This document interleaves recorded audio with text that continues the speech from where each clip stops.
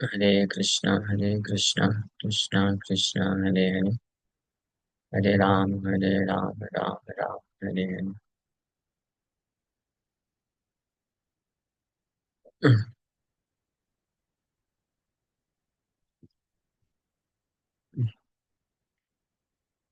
तो हम लोग चर्चा कर रहे हैं नेक्टर ऑफ डिवोशन।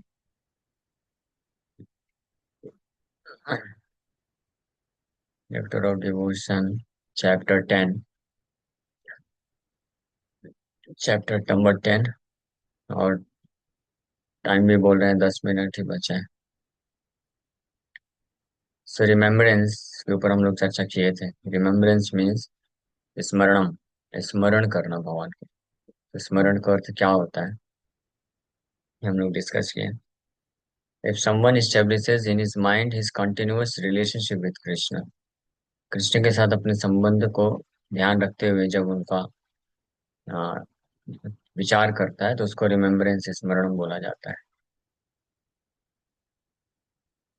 मेडिटेशन, ये स्मरणम जो है, यही एक्चुअली में सक्सेस है भगवान को याद करने का।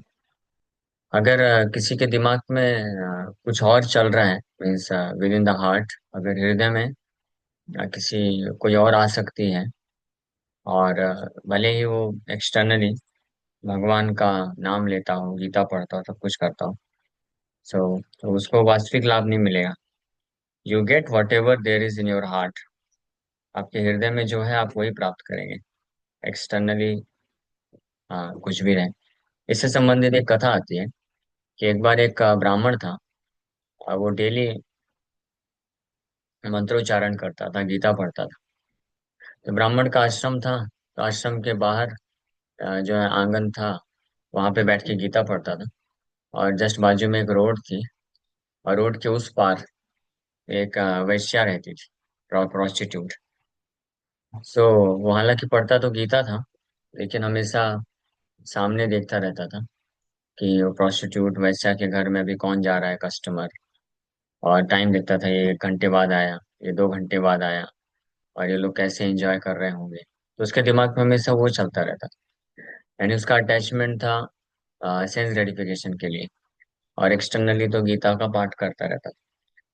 और वहीं दूसरी ओर जो वैश्या रहती थी, वो अपने आप को हमेशा कोसती रहती थी कि मैं आई एम सो सिंफुल, मैं कितनी पापी हूँ, कितनी पापी हूँ।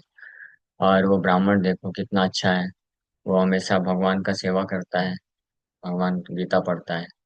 तो उसके दिमाग में भगवान के प्रति लालसा रहती थी, और एक्सटर्नली वो इस प्रकार से फंसी थी। तो at the time of death, जब यमराज के दूत आते हैं, तो ब्राह्मण के घर पहुंच जाते हैं। ब्राह्मण बोलते हैं कि आप गलत एड्रेस में आ गए हैं, आप लोग को उधर जाना चाहिए। बोले हमसे गलती नहीं हो सकती, हमारा एड्रेस परफेक्ट है, ये जीपीएस लोकेशन यही शो कर रहा है। कोई मिस्टेक नहीं है। हाँ, तो चलो आप अभी। हाँ, तो इसलिए हाँ, ये मैटर करता है कि आपके हृदय में क्या है।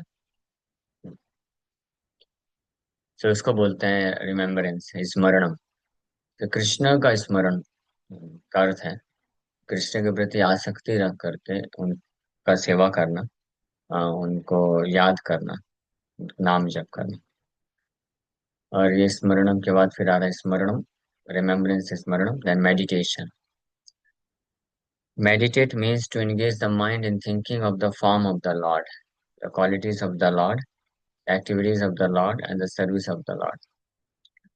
मेडिटेशन का अर्थ प्रभुपाद जी लिख रहे हैं कि ध्यान करना, भगवान का ध्यान करना मतलब मन को भगवान के सुंदर स्वरूप के ऊपर विचार करने में लगाना, भगवान के गुणों के ऊपर विचार करने में लगाना, और भगवान के कार्य, जो लीलाएं हैं, और भगवान की सेवा, इसके बारे में जो मन को लगाता है सोचने के लिए, विचार करने के लिए, तो इसको मेडिटेशन बोलते हैं, ध्यान। Meditation does not mean anything impersonal or void. According to Vedic literature, meditation is always on the form of Vishnu. So ध्यान का अर्थ ये नहीं होता है निराकार पे ध्यान करना। ध्यान का अर्थ जब वैदिक शास्त्र में बताया गया है, तो हमेशा भगवान विष्णु के स्वरूप के ऊपर बताया गया है। भगवान विष्णु के स्वरूप उनके गुण, उनके कार्य पे ध्यान करना। तो नरसिंह पुराण में बताया गया है मेडिटेशन, ध्यान के बारे में, भगवान के स्वरूप के ऊपर ध्यान करने के बारे में बताया गया है। सो वहां पे बोला गया है, meditation focusing on the lotus feet of the supreme personality of God has been accepted as transcendental and beyond the experience of material pain and pleasure। भगवान के चरण कमलों पे ध्यान करना, करने को दिव्य बताया गया है और भौतिक जगत के सुख दुख के परे बताया गया है। इस प्रकार का जो ध्यान होता है, by such meditation even one who is grossly miscreant can be delivered from the sinful reactions of his life। अगर भगवान के बारे में कोई ध्यान करता है, यानी भगवान के रूप में ध्यान करना, सोचना, हाँ, तो ये सोचना या ध्यान करना मतलब ये नहीं है कि अपने मन से। शास्त्र में जैसे बताया गया, भगवान श्याम सुंदर है, त्रिभंग मूर्ति है, ये हमारे लिए आसान हो गया है। विग्रहों के ऊपर जब ध्यान करते हैं, विग्रहों का दर्शन करते हैं, उसे ध्यान करना, तो अगर कोई इस प्रकार से करता है, तो वो कोई बहुत ही दुराचारी व्यक्ति भी है, तो वो भी अपने सारे पाप से दूर हो जाता, मुक्त हो जाता है। ये बहुत पावरफुल है एक्चुअली में, क्योंकि पहले के समय में कोई भी व्यक्ति कुछ पाप करता था, तो पाप से मुक्त होने के लिए प्रायश्चित होता था। प्रायश्चित करने के लिए बहुत सारी तपस्या करने पड़ते थे, बहुत सारे कार्य हैं, दान करता था, व्रत करता था, यज्ञ करता था, तब जा करके उस पाप का प्रायश्चित होता था और उसके फल से मुक्त हो पाता था। लेकिन भगवान का ध्यान में इतनी शक्ति है कि अगर कोई कुछ नहीं करता है, केवल भगवान का स्मरण करता है, ध्यान कर लेता है, तो सारे पाप के फलों से मुक्त हो जाता है। ये अपने आप में इतना वंडरफुल है। So in the Vishnu Dharma, there is a statement about meditation on the transcendental qualities of the Lord। Vishnu धर्म में एक शास्त्र है जिसमें बताया गया कि भगवान के दिव्य गुण के ऊपर ध्यान करने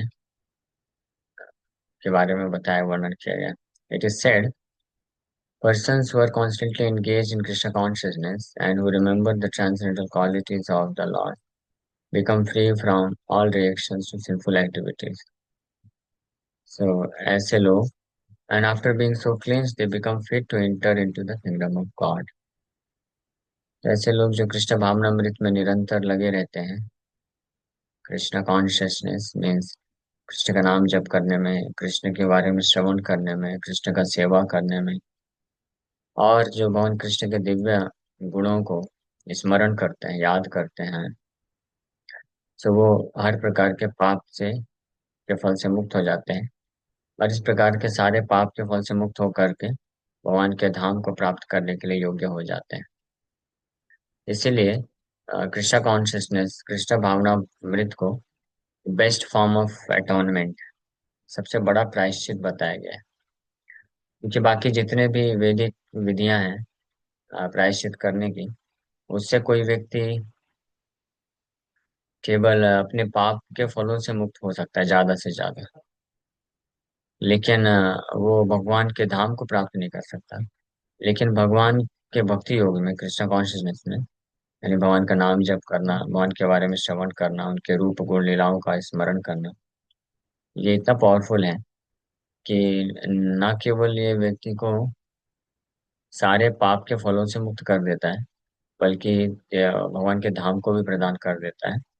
means highest perfection of life, ultimate जो गोल ऑफ लाइफ, वो भी प्रदान कर देता है।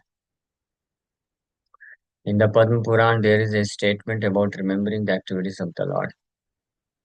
पद्म पुराण में भी ऐसी ही एक स्टेटमेंट है भगवान के कार्यों का स्मरण करने के बारे में।